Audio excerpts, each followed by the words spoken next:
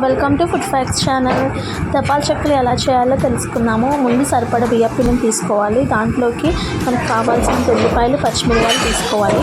ఆ తర్వాత కొత్తిమీరను, కరివేపాకు యాడ్ చేసుకోండి. నేను ఇక్కడ కొంచెం క్యారెట్ కూడా యాడ్ చేస్తున్నాను. తర్వాత సరిపడ సాల్ట్ వేసుకొని పిండిని వీడియోలో చూపిస్తున్నట్టుగా కలుపుకోవాలి. ఇలా కలుపుకున్న తర్వాత ఒకవేళ పిండి మీకు అతుక్కుంటున్నట్టు అనిపిస్తే కొంచెం ఆయిల్ వేసుకొని కలుపుకోండి. తర్వాత ఇలా బిల్లల్లాగా చేసుకొని మనం ఆయిల్లో ఫ్రై చేసుకుంటే ఎంతో టేస్టీ అయిన తపాల చెక్కలు రెడీ అయిపోతాయి. చాలామంది వీటిని ఆయిల్లో కాకుండా తెప్పాలకు అంటిస్తారు, కళాయిలకు అంటిస్తారు. అలా చేస్తే నాకు నచ్చదు, మా ఇంట్లో వాళ్ళు కూడా తినరు. కాబట్టి నేను ఇలా ఆయిల్లో ఫ్రై చేస్తున్నాను. ఇలా చేసుకున్నా సరే చాలా బాగుంటాయి. ఇది నేను ఎక్కడ నేర్చుకున్నానంటే మా నాయనమ్మ దగ్గర నేర్చుకున్నాను. మా నాయనమ్మ కూడా వీటిని చాలా బాగా చేసేది. ఏదైనా వెనకటి కాలపు వాళ్ళ రెసిపీస్ చాలా బాగుంటాయి, టేస్టీగా అనిపిస్తాయి కదా.